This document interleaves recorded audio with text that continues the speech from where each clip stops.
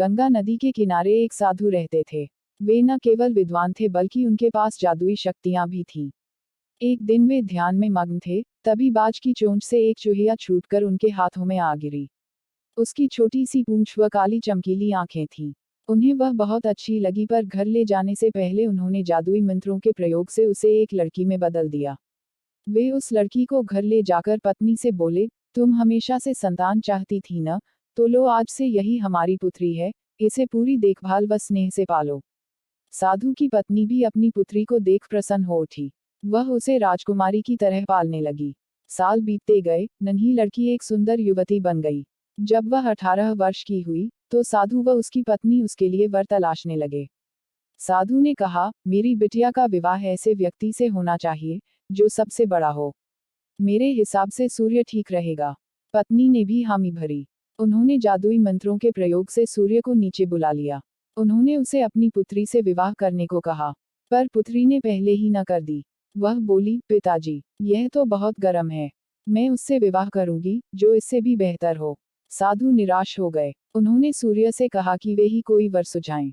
सूर्य ने कहा, बादलों के देवता से बड़ा कौन होगा, उनमें तो मेरी किरणों को भी रोकने की शक्ति है। साधु ने बादलों को नीचे बुलाया व अपनी पुत्री से विवाह करने को कहा, पर इस बार फिर पुत्री ने मना कर दिया। वह बोली, ये तो कितना बदसूरत है, मैं इससे विवाह नहीं कर सकती। साधु ने बादल देवता से कहा कि वही कोई अच्छा वर सुझा दें। वे बोले, पवन देवता ठीक रहेंगे, वे तो मुझे भी अपने फूंक से उड़ा देते हैं।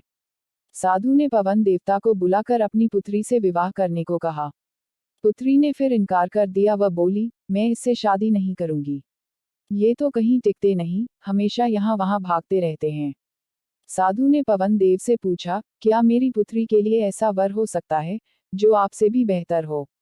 पवन देव ने कहा कि पर्वत देव मजबूत व ऊंचे हैं, वे मेरा भी रास्ता रोक देते हैं।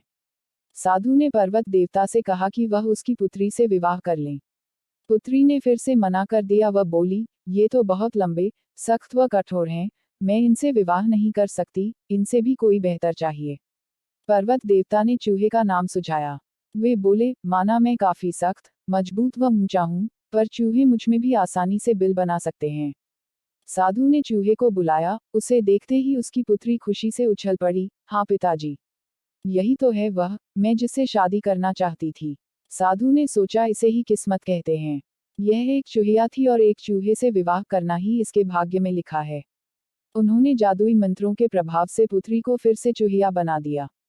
चूहा व चूहिया विवाह करके खुशी खुशी रहने लगे। शिक्षा, कोई भी अपने मूल स्वभाव को नहीं बदल सकता।